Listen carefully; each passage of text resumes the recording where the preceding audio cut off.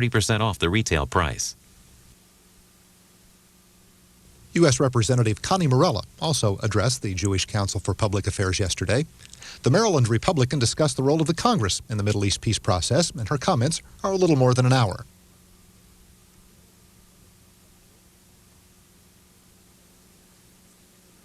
Great, thank you.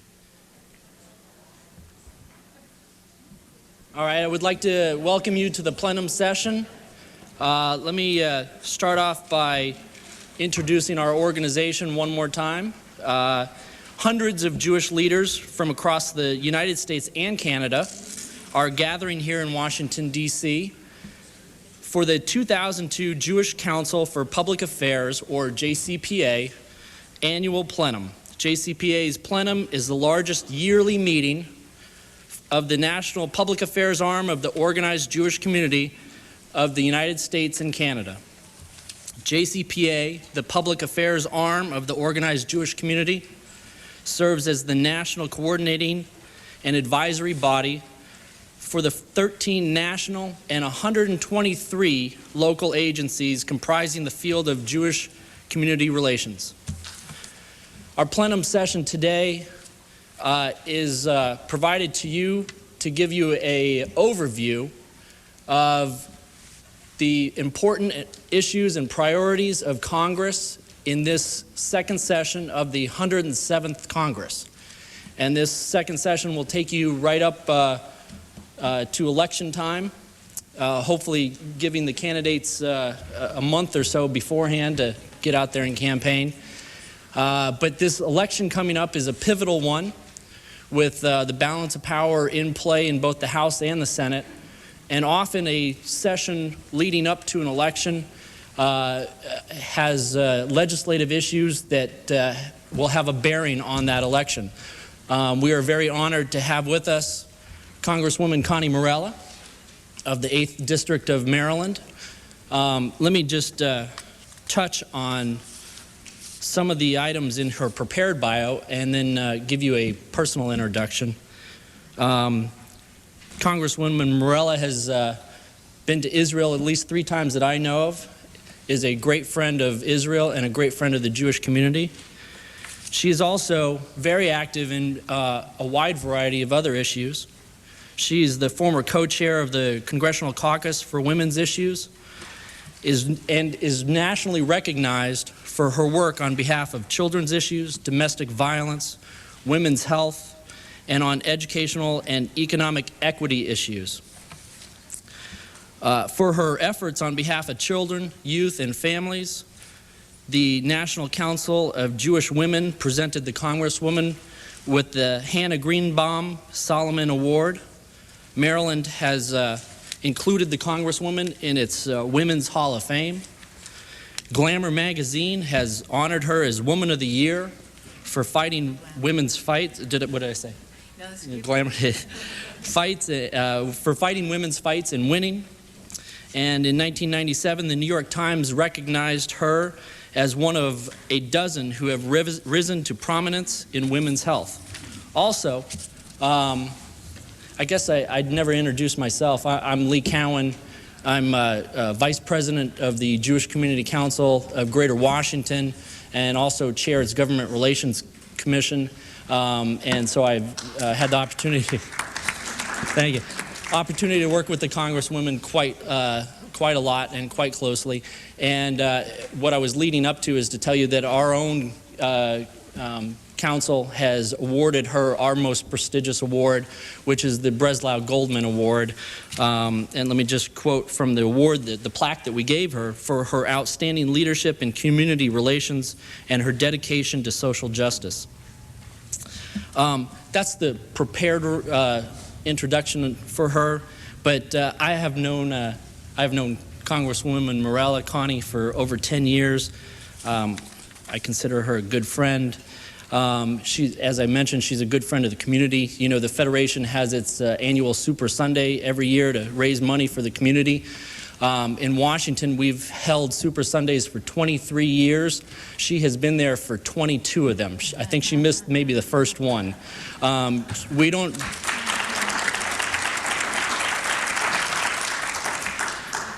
We don't even need to tell her about it. She just shows up. There's no heavy lifting there. And on a very personal note, I think one of the best testaments to the person, Connie Morella, is she has 3 children of her own, and unfortunately, when her sister passed away many years ago, leaving 6 children, Connie and her husband Tony took those 6 children in, and she and her husband have raised 9 children. So, without further ado, let me introduce Congresswoman Connie Morella. Lee, that was incredible. Incredible.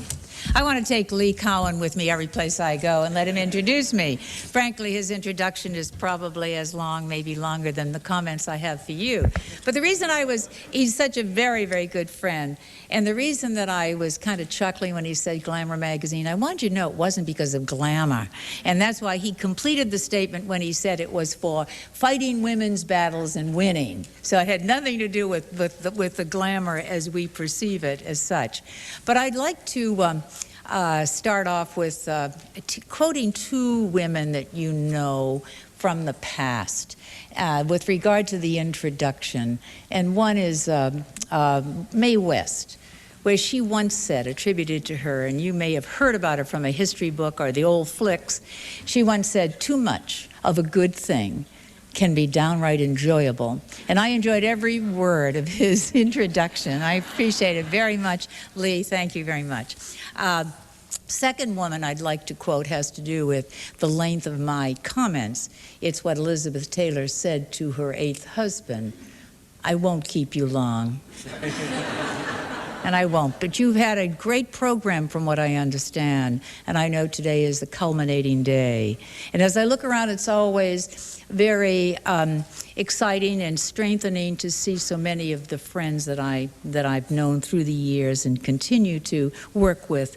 Ron Halber, who is here, Mark Levin, who is here. Of course, you're going to hear also from Mark Palavin, with whom I've worked. And I also want to congratulate Michael Bowman on taking on the awesome and very exciting responsibility of being the new president of JCPA.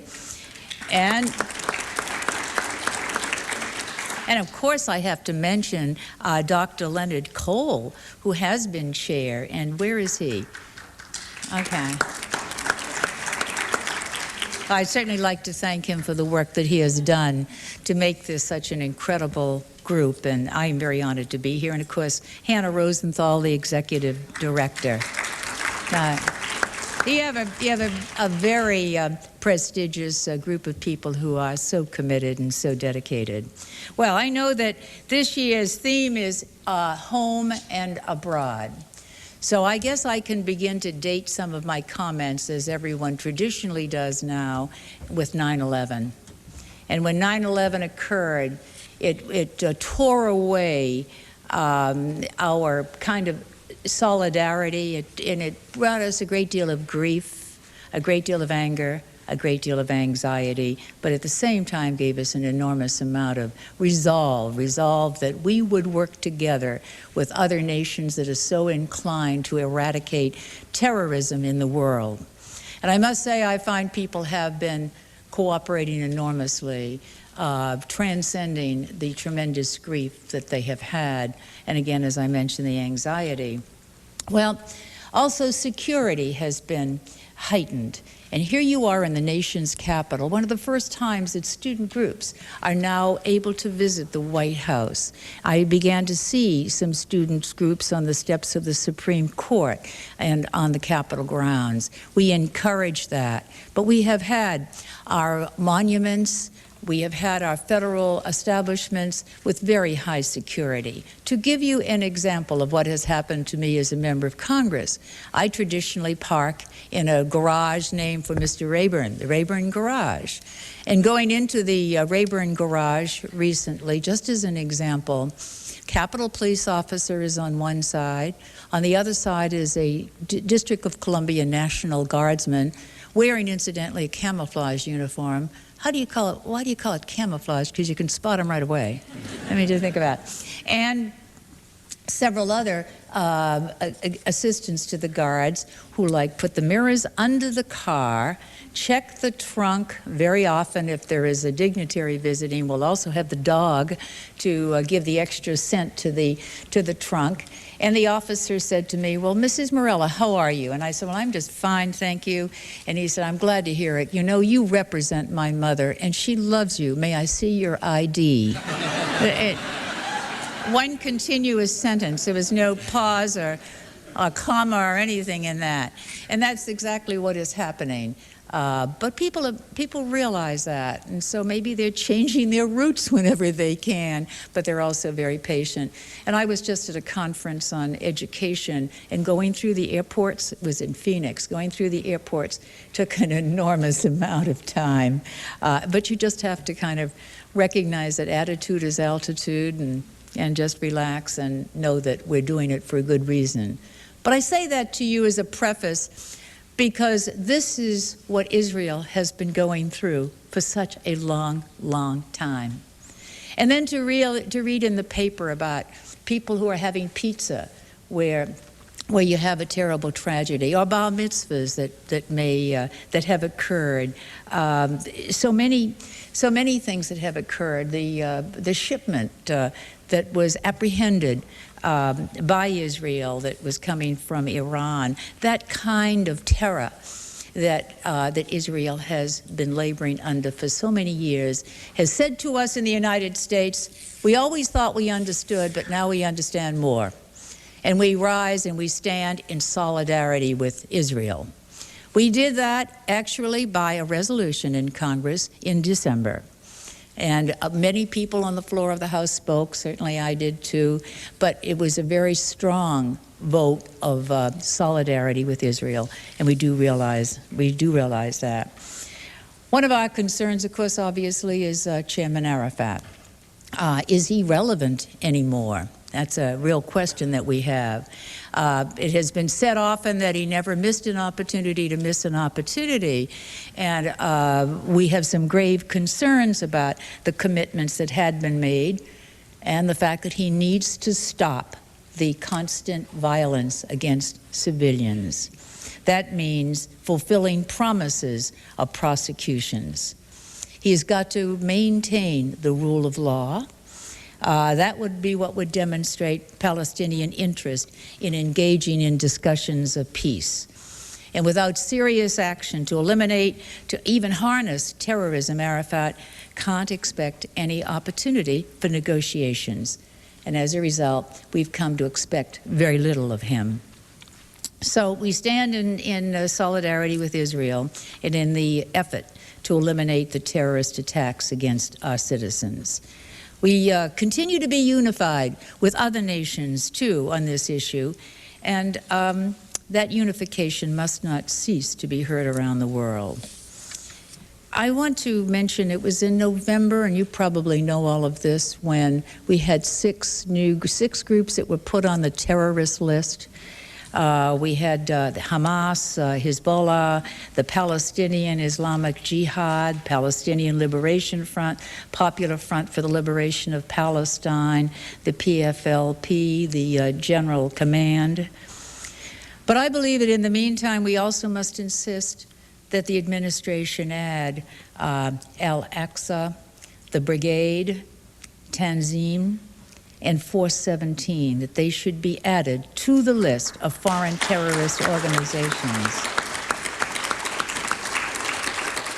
If we're going to maintain our commitment to holding those who associate with or support terrorist acts responsible for their associations, then we need to make sure that, or do all that we can to have those organizations added on the FTO list. And you know that ILSA was reauthorized for 5 years. I think it was in August of last year.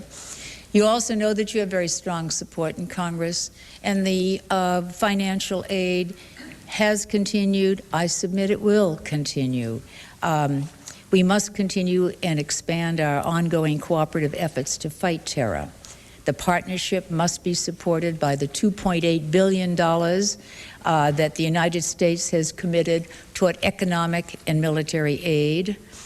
We have such shared values of democracy and freedom to keep our countries united, and our alliance against terror only strengthens this relationship. I am one of the supporters, sponsors of the Middle East Commitments Act. I think this is a very important piece of legislation. I hope that it gets a hearing, and I hope it comes out on the floor, where I think it will pass, to ensure greater compliance by the Palestinian Authority for their empty promises of peace. This Middle East Peace Commitments Act should be considered and should be voted on and should pass. What the bill does is it would finally hold the Palestinian Authority accountable for its deliberate refusal to crack down on terrorist groups like Hamas and the Palestinian Islamic Jihad. As Arafat continues to ignore his responsibility, these terrorist organizations continue to take innocent lives. The continued refusal of the Palestinian leadership to live up to their commitments to resolve their conflict with the State of Israel by exclusively peaceful means requires a decisive U.S. response. And I hope that if you are talking to members of Congress, that you will mention that particular bill as it continues to grow in strength. Another issue I'd like to just point out to you, I have worked when I was first elected to Congress. I started in 1987, and I became the freshman co-chair with John Lewis of the Congressional Caucus on Soviet Jewry. Well, a lot has happened since then, and as a matter of fact, I've been to Israel 4 times, right? And one of them had to do with the being able to visit some of the refuseniks that we had helped to get out of the then Soviet Union, who were then involved and very active in Israel. But I know that religious freedom throughout the world is a priority, and I also serve on the Human Rights Caucus of Congress now, and I share your beliefs. And you may have heard of a letter that I signed with Tom Lantos, a gentleman from California. We are circulating this letter throughout Congress, and it has to do with just the Jackson Vanik issue. The letter deals with so-called graduating Russia from the scope of the Jackson Vanik Amendment in order to garner support for religious freedom among our colleagues, which is why we are circulating this particular letter. I have copies that I will be able to distribute to you if any of you would be interested in the letter, and I do hope that you will get other members of Congress too, your own members, to sign on to that letter. Russia has made dramatic improvements on immigration and the protection of religious and ethnic minorities, but also there have been verbal and written commitments that the administration and the Russian government have made during the past year on clarifying our shared commitment to religious freedom. Our commitment to defend these rights underscores the importance of U.S.-Russia relations. So I do think the Russian Federation deserves recognition as a critical ally in the war on international terrorism, in which the civilized world is currently engaged. But at the same time, in the context of productive and constructive relations between the United States and Russia, religious freedom and the protection of minority rights must remain a priority on the bilateral agenda among the presidents and governments of both, or between the presidents and the governments of both countries. So this letter that Congressman Lantos and I are circulating to collect support from members of Congress, we hope that it will indicate the importance of making sure that religious liberties are preserved in our relationship with Russia, and to assure that in graduating individual countries, the continued dedication of the United States to these fundamental rights can be assured. One final point as we look at the President's budget, and you're going to be hearing from 2 excellent speakers. You're going to hear from Mark Palavin, and you're going to hear from Diana Aviv, and I think they just told me that they're going to be discussing some of the domestic issues. I'd like to mention a little bit of just a touch on domestic issues. I know that you are all concerned about low-income families and individuals who need aid to make sure that they do get the adequate kind of aid that we as a country should be offering them. Congress is now going to be considering reauthorization of the Temporary Assistance for Needy Families, the TANF program that you know about. It is an important component of how states and local areas assist their most needy individuals, the elderly, recent immigrants, refugees, and those with low incomes. And those people benefit also greatly from something that is critically important, and that is the Social Service Block Grant. In the fiscal year 1999, the largest expenditure for services under the Social Service Block Grant, the expenditures were for child daycare, foster care for children, and prevention and intervention services. Funding for that block grant has been reduced considerably from its peak in fiscal year 1995, when it then received $2.8 billion. Now, this fiscal year 2002 appropriation, which we have been living under now, included only $1.7 billion for that block grant. So there has been a reduction, and I hope that you will join strongly in supporting the restoration of the Social Services Block Grant to $2.8 billion for fiscal year 2003.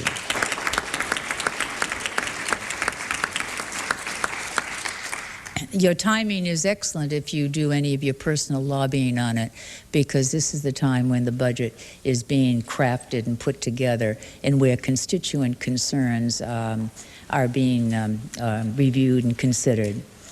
Adult and child daycare, employment training, foster care, nutritional assistance, so many more critical programs that make a difference in people's lives are dependent on the increase of the Social Services Block Grant. So I hope that you will support that. So it's been a great pleasure to be here with you. I must also mention my good friend Harry Bodansky, who is here also. Yeah, I looked over and I saw Harry. He realized that a friend indeed is a friend indeed. But as we talk about block grants and the future, one of my favorite expressions is, so when you touch a rock, you touch the past, and when you touch a flower, you touch the present. But when you touch a child, you touch the future. That's what you are doing in each and every way with your commitment and hard work, and I'm very honored to have been with you today. Thank you very much. Thank you. Thank you, Lou. Thank you. 1985.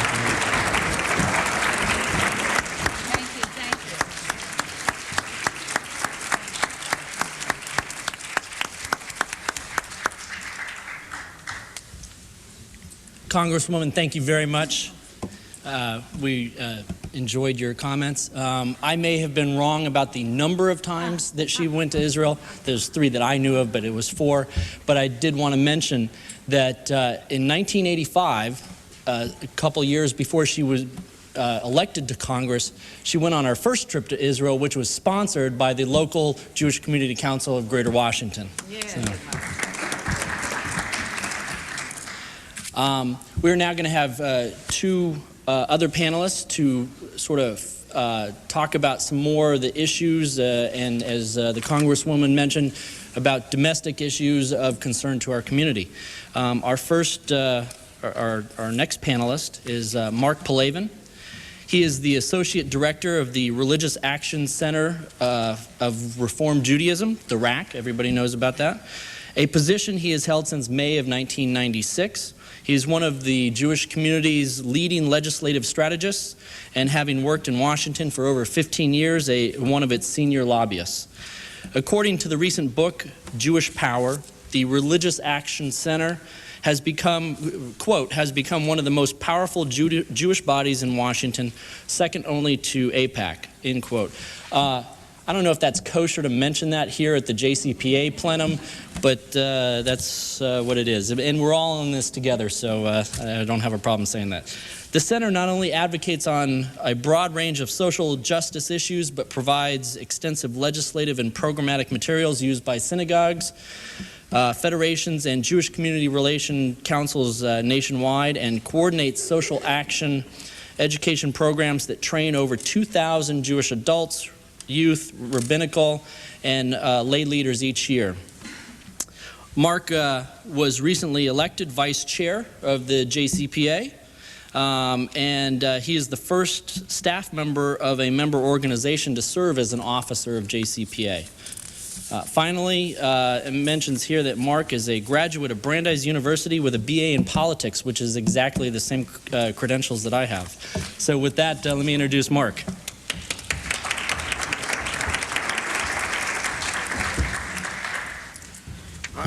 Well, thank you, Lee, for that invitation and for that introduction. I can't believe it was quite so comprehensive and yet left out the many awards I've received from Glamour magazine.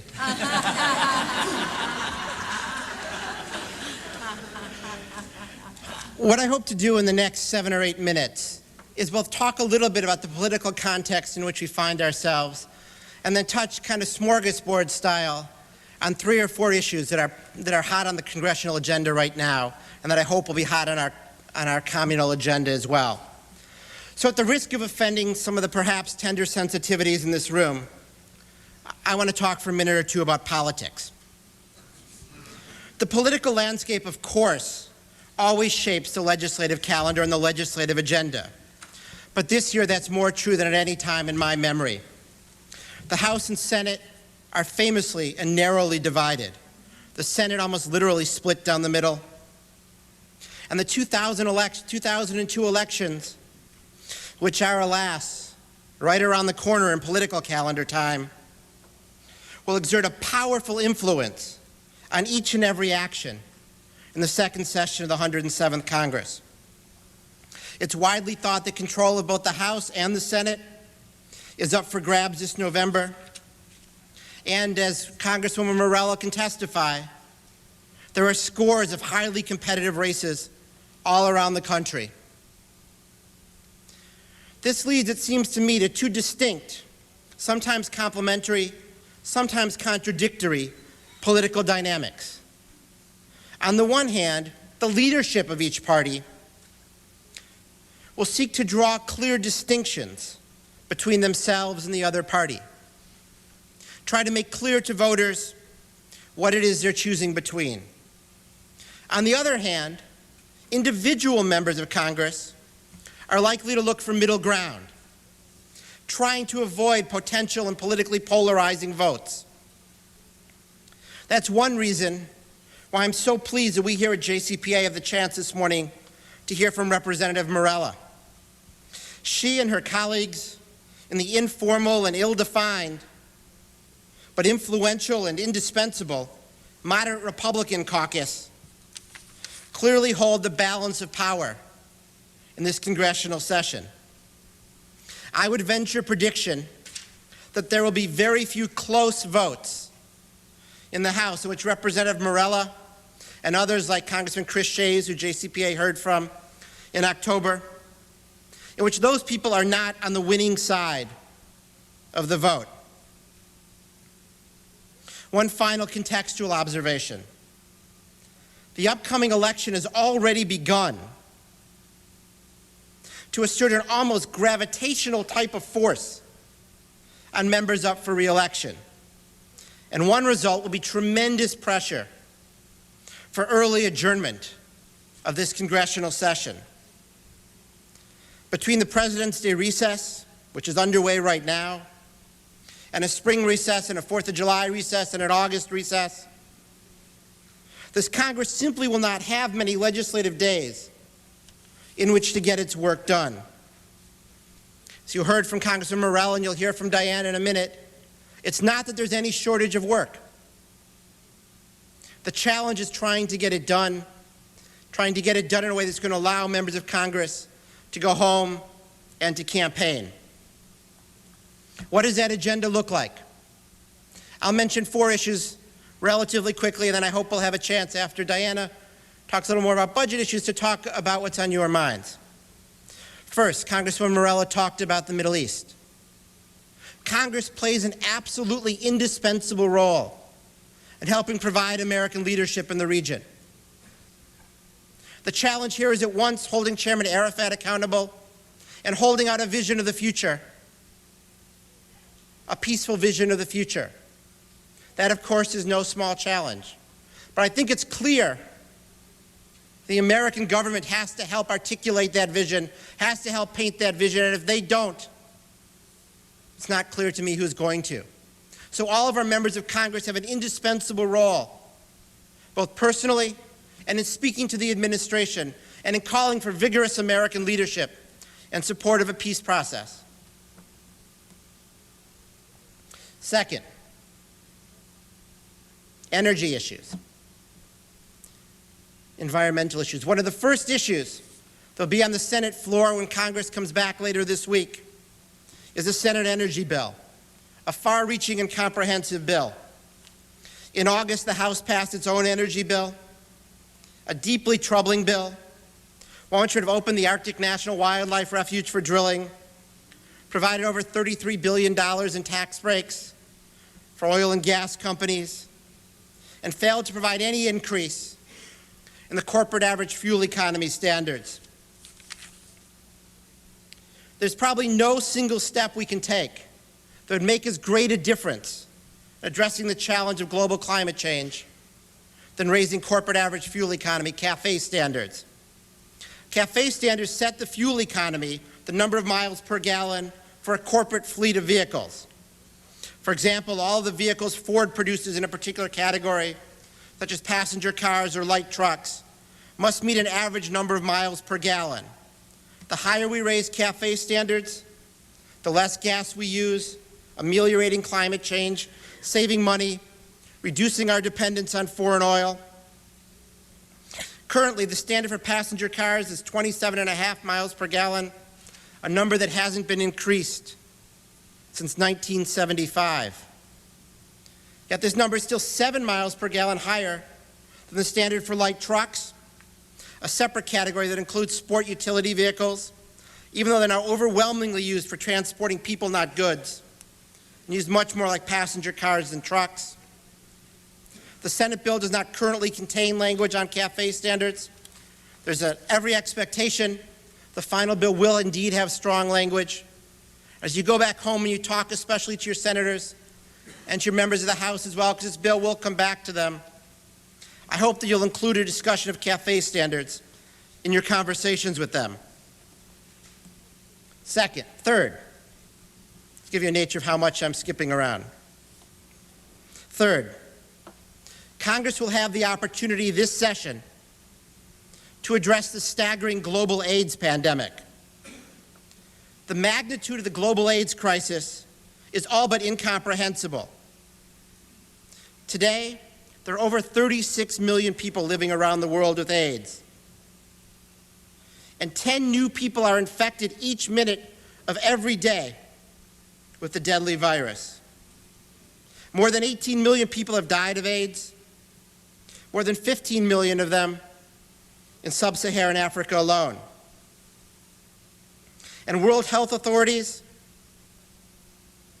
predict that that number may well double over the coming decade. The United Nations, to its credit, is finally giving the global AIDS credit the attention that it demands. The President's budget proposal, however, allocates a grossly insufficient $200 million as the American contribution to this vital global effort. Congress will have a chance to increase that funding level. I believe that urging them to do so must be one of our highest priorities. Finally, a few words about what we used to call the Faith-Based Initiative, and we call now the CARE Act, Charity Aid Recovery and Empowerment Act of 2002. Some of you may remember at the White House, it's about 2 weeks ago now, the President hosted Senator Lieberman, a Democrat from Connecticut, Senator Santorum, a Republican from Pennsylvania, and they unveiled a compromise version of the President's faith-based initiative. And my friends, it is indeed a compromise version.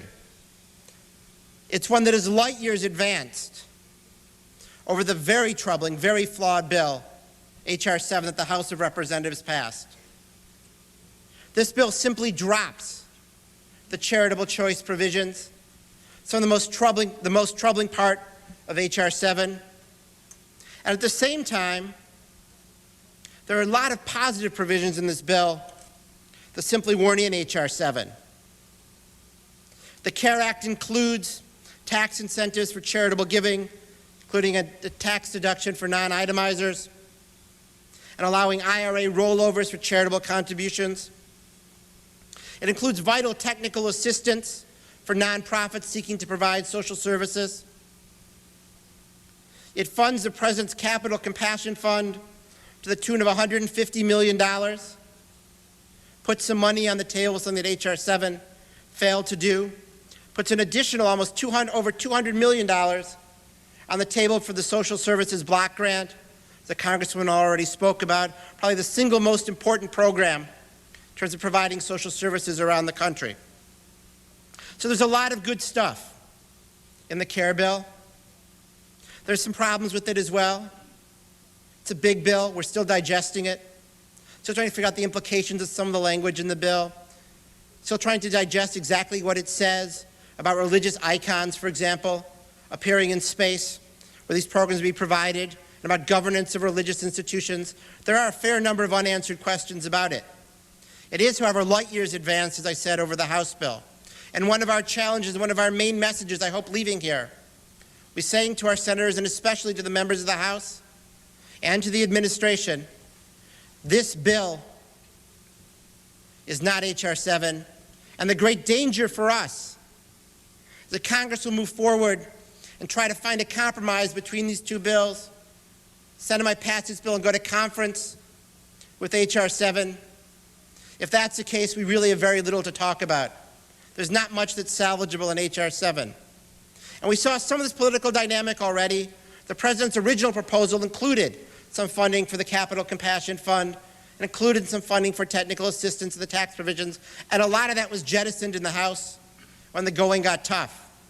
And the challenge to the administration, supporters of the bill, is will that remain in the bill as the process moves forward? That, I think, has to be one of our other most important messages as we speak to our members of the House, speak to our members of the Senate over the coming weeks. Again, I'm delighted to be here with you this morning. I look forward to taking some questions and talking about the many other issues that I know are on your minds. Thank you very much.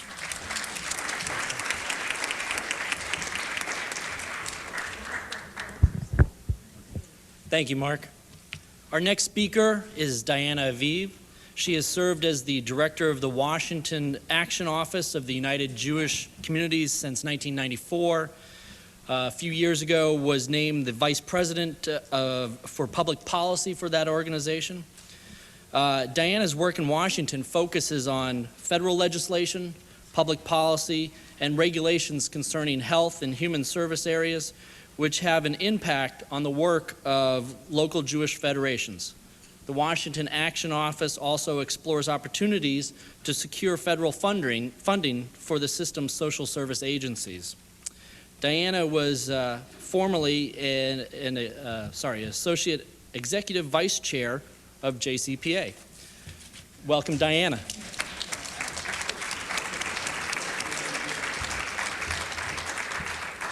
I'm really delighted to be here with you today, and one of the people who is not recognized on this panel that I do want to recognize is Reva Price, and I want to thank her for putting this program together and for working so closely with us on all of the issues that matter to our joint communities. She really is a treasure and a great asset to the community. I also want to thank Congresswoman Morella for making our task today much easier.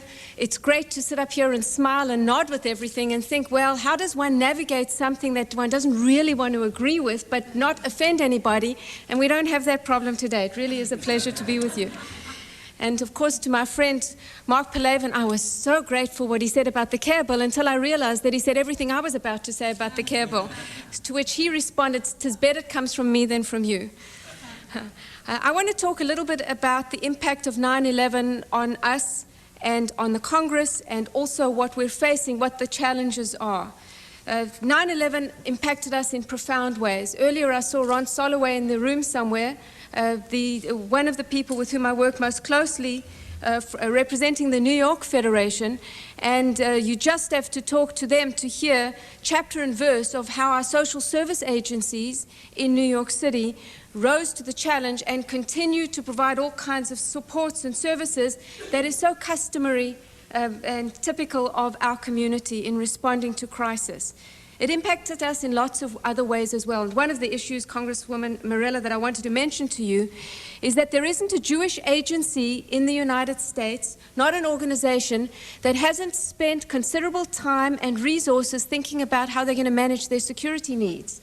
When we see reports from documents that have been left behind in Afghanistan, targeting Jewish organizations and Jewish officials, we know what we've always known, and that is that we can at any time be the subjects of attack. And there are many people in our community who've turned to me, and certainly I'm sure to Mark and to others, and said that as the Congress deliberates and thinks about how they are going to address the security needs of the United States, we who provide services to the public and need to make sure that the people who are served through our institutions are protected also need to maybe get some kind of help from the public sector in making sure that the security needs of our people, the general public and our own community, are well secured as well.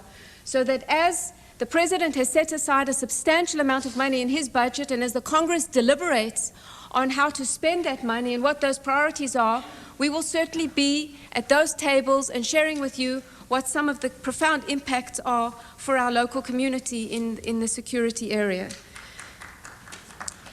Let me also talk to you a little bit about where we are in the budget process. And the reason that I think it's important is, just like in anybody's personal budget, their family budget or the city's budget, the budget reflects the priorities of a community.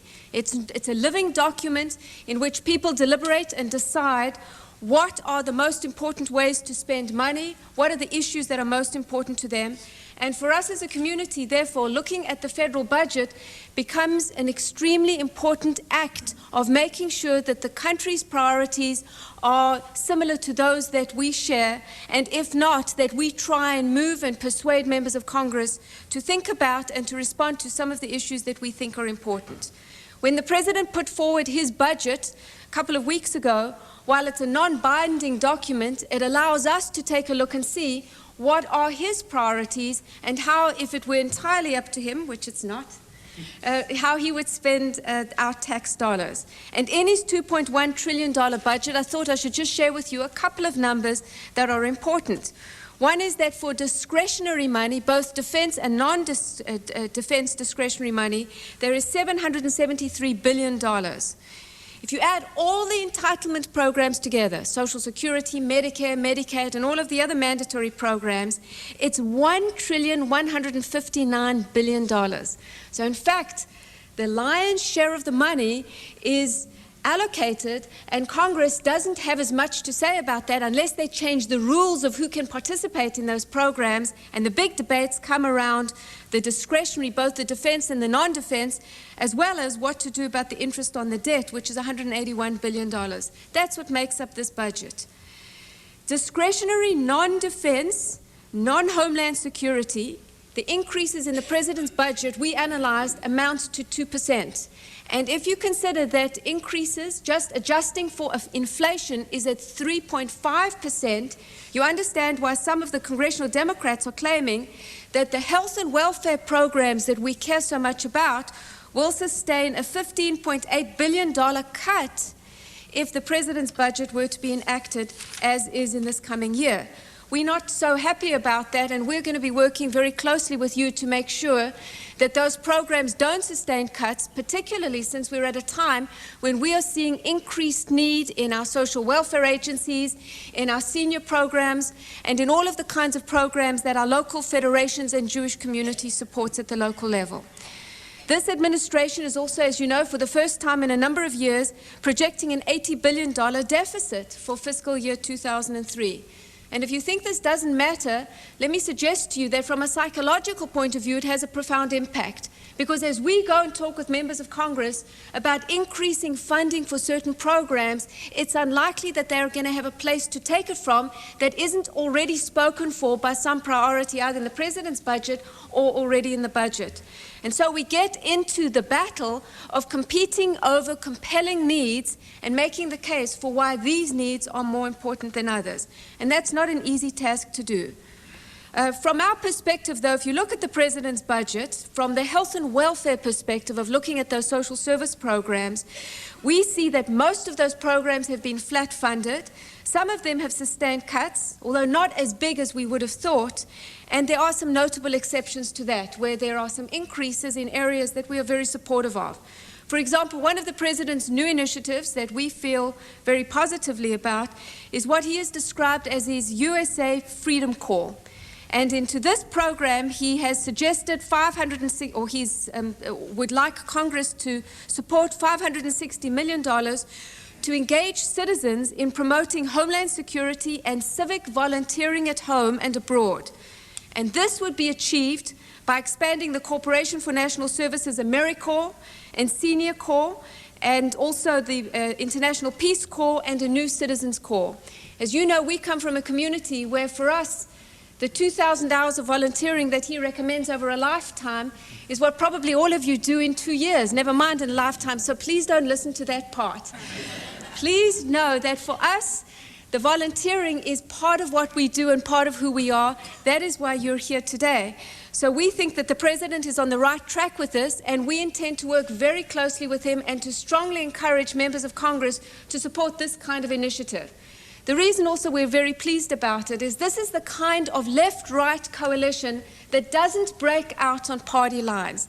There are Republicans and there are Democrats who can support this. There are some on both sides who think maybe this isn't the way to spend money.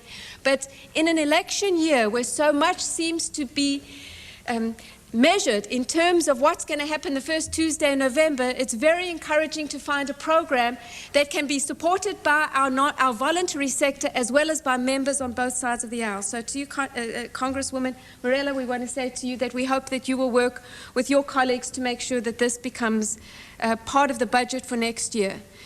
The President, as I mentioned, has also included over $30 billion in homeland security and support on security issues. And we think within that context, we're going to be meeting with members of Congress to find help on security issues. We were very pleased that the President thought that the Emergency Food and Shelter Program was an important program that needed an increase. I say this to you because for us, for our social service agencies that run food banks and shelters and provide emergency assistance to people at need, we've seen substantial increases in the last 6 months. And so moving from $140 to $153 billion for us is a pretty good thing. We like the fact that the President is focused on getting a prescription drug benefit of some kind. We know from the moment of suggesting such an idea, which wasn't even on the radar screen a few years ago, to enactment, there will be a lot that can happen.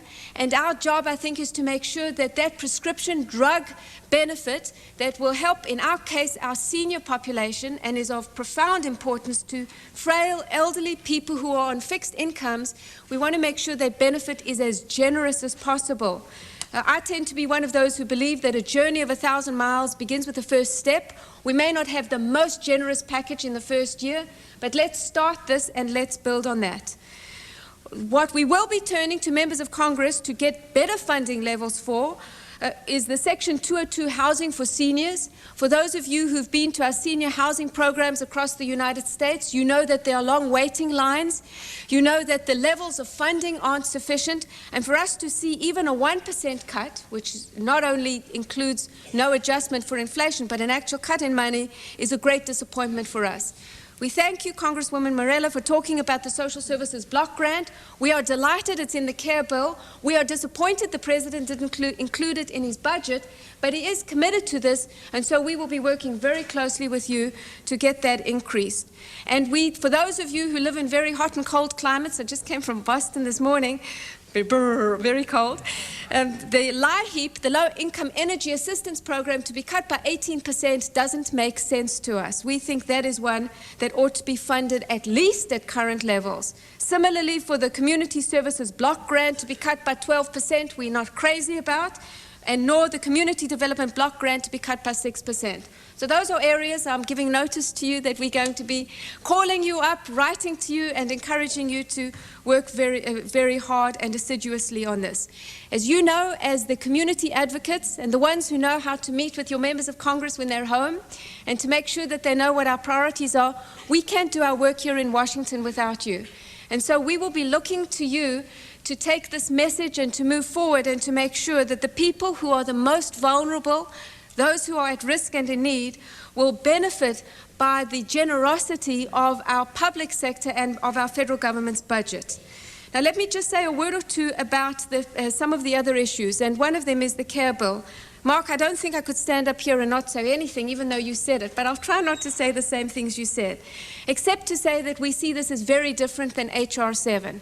We have worked very closely with the White House. We believe that they have come a long way in recognizing that the bitter debate that happened in the House of Representatives and ultimately the vote that was near on a party line vote, not entirely, was something that wasn't what this bill was supposed to be about. If the President is committed to helping the faith sector to do its work and to meet needs, at the very least, there needs to be additional funding to help us meet our needs. That the getting into an entanglement on church-state issues ends up dividing the country more than it does helping. And if there is a way not to do that, by providing additional funds, by giving incentives to people to give to charities, and helping those charities that are so small that they need additional help, then why not create the kind of bill that will do all of those kinds of things? And I think that the credit goes to both parties, Senator Santorum, as you know, Republican of Pennsylvania, Senator Lieberman, Democrat of Connecticut, as well as the President, to craft the kind of bill and then to invite around the table for conversation the civil liberties groups, the civil rights groups, the faith community, the fundamentalist groups who themselves had some problems with H.R. 7 on the other side, to talk about how we move forward and not have this fight on charitable choice at this time. And so we hope as you move forward that you educate your lawmakers about it in the recesses and also not in the recesses, and make sure that we move forward in a positive way. One word about TANF, just moving very quickly, and then I'll wrap up. We're okay. We're not. So I'll say these very quick. If you think I don't speak fast, listen to this now. Bert, listen quick. One quick word about TANF. There is going to be the reauthorization of the welfare bill, now known as TANF. Those who loved the enactment of TANF will point to the fact that 56% of the caseload has declined since 1997. Well, that's fine so long as the people who went off the caseload have jobs and have support systems and have childcare and healthcare and all the rest of it. We really need to take a look to see what's happened to those folks. And I'm sure Hannah Rosenthal, who's a tremendous expert in this area, will tell you that the story's not as generous as the statistics suggest. And so as we meet with lawmakers about that, we want to make sure that there's adequate funding to ensure that those people, both who are on TANF and those who are not any longer, have the kind of supports that they need.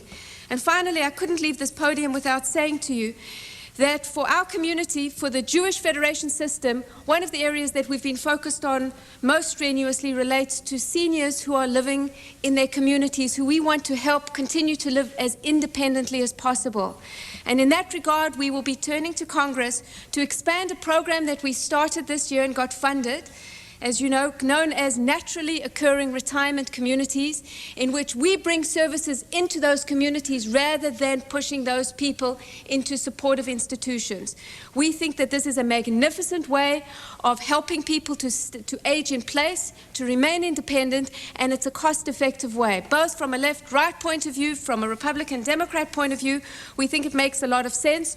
We have people interested in this on both sides of the aisle, and so we will be asking to do that. So I conclude by by saying to you that it is now up to those of us to seize the opportunity and to make sure that when Congress finishes its work this year, that the document that they produce in the form of the budget and the legislation that they pass is the kind of material, the kind of action, kind of legislation of which we can all feel proud. Thanks.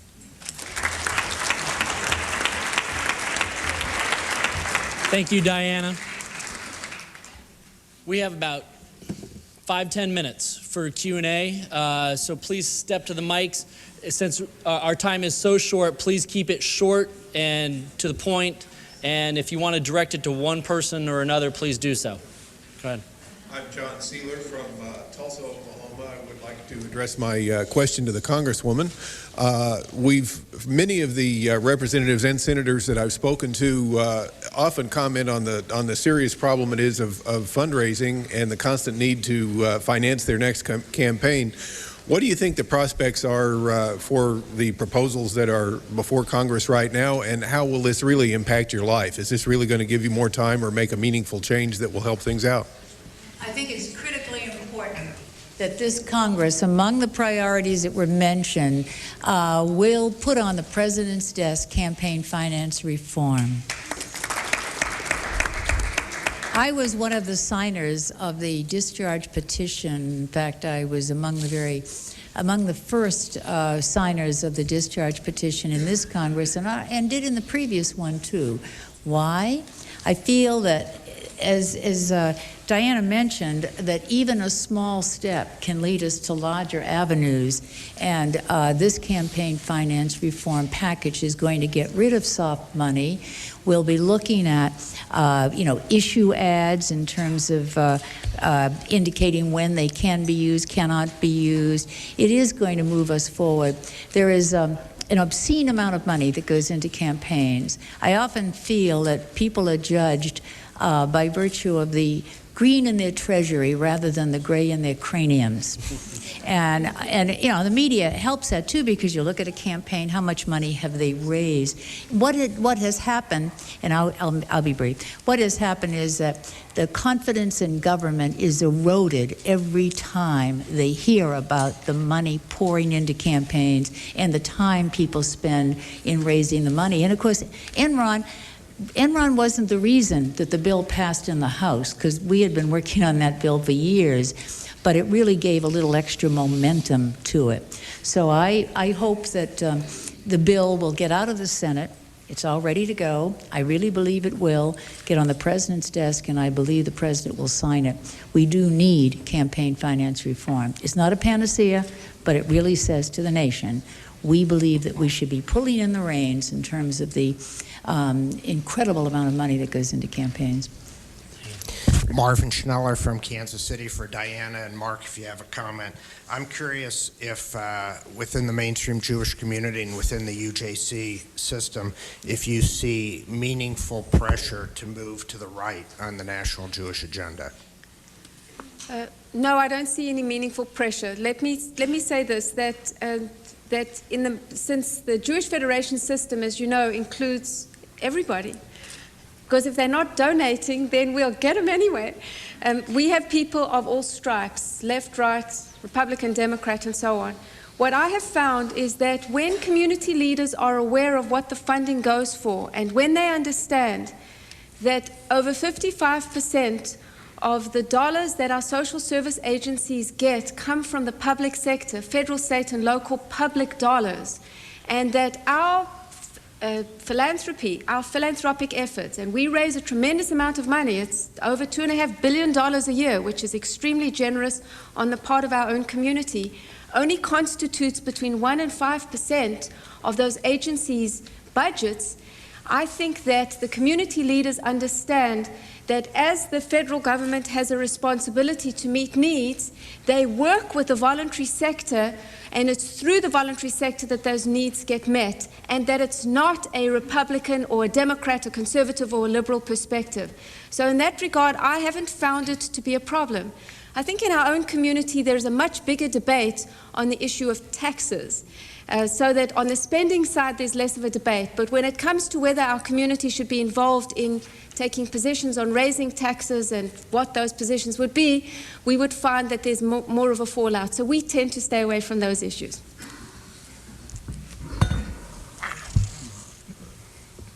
If I can do that without spilling anything, let me just add a comment. I have read a number of stories in the press making the suggestion that you make. I can tell you that from my own travels around the country, kind of my anecdotal visits and chance to speak with congregations and communities across the country, as well as from the survey data that I've seen that, for example, Jay DeCath talked about yesterday morning, I just don't see it. I see a community that is robustly committed to social justice, whose commitment to this broad domestic social agenda and to concern internationally as well, not only hasn't diminished, has increased in significant ways and remains absolutely central to how American Jews see themselves as American Jews. So I don't know about left, right, and how much that matters. I do know that I find this commitment to social justice as a central part of Judaism to be undiminished as I travel around the country. Mark? Mark Levin, NCSJ. I just wanted to take a minute and thank Congresswoman Morella for all the years of support, but also for the letter that she mentioned that she's circulating with Congressman Lantos, and ask all of you to go back to your communities and urge your members of Congress to sign the Lantos-Morella letter on Jackson Vanik. The president wants to be able to go to Moscow with a bill in his pocket to say to President Putin that Russia has been graduated. This is our opportunity to ensure that religious freedom concerns, those concerns that directly affect the Jewish community in Russia, are addressed. And again, thank you, Congresswoman. Thank you. Mark, you've been terrific on this whole issue all along, and I appreciate working with you. Since I have the mic just for a second, I would like to respond to these two dynamic speakers. First of all, Mark, you do know I voted against the energy bill because I feel very much about preserving ANWA. Secondly, right, and the CAFE standards. Secondly, I drive a hybrid car.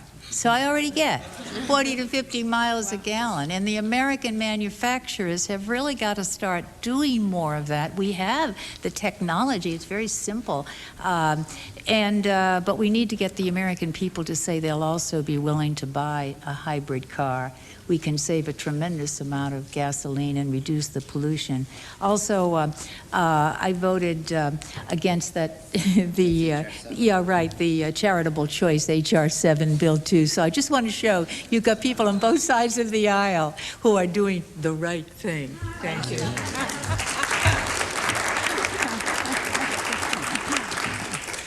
I'm sorry for all those in line, but I think we have time for one more question because we got the next session coming up, and there's food at that one. So, my name is David Leach from the CIC in Rhode Island. For the Congresswoman, since you're so knowledgeable on the Mideast, my question involves one of our so-called friends, Saudi Arabia. It seems to me that they are our friend, but they are ambivalent about our being there. They are seems to be a breeding ground for a particular kind of Muslim fundamentalism, which has spawned terrorists. I wonder if you might comment on our relationship with Saudi Arabia in that light. Yeah, I think the president believes that he's going to have to make sure he keeps this alliance together, and Saudi Arabia indeed is part of that. But, you know, I have legislation in on access for Afghan women to make sure they are involved in this new government that's being formed, as well as helping the refugees who are 75% women and children. I put that in that context because we have finding in Saudi Arabia the fact that you have that entire sex that has been sublimated and oppressed. And I feel that the United States should speak up more strongly in terms of our people who are there in the service, men and women, to make sure that they don't have to conform to the, yeah, right. The woman in that suit is a Rhode Islander. Exactly. That frankly we are there and we can respect what we believe in, but we don't believe in that, and we should not require that our people conform to that. So I I think we have to be pretty cautious, but I think at this point we can perhaps help with bringing about some changes in Saudi Arabia. But the relationship, I think, is an important one now to the coalition. Thank you. I want to thank you. I want to thank our three speakers for being here today and for some excellent insights in what's going on in Congress today. Thank you. Your next session begins in about 10 minutes. But, you know, he also Thank you. put in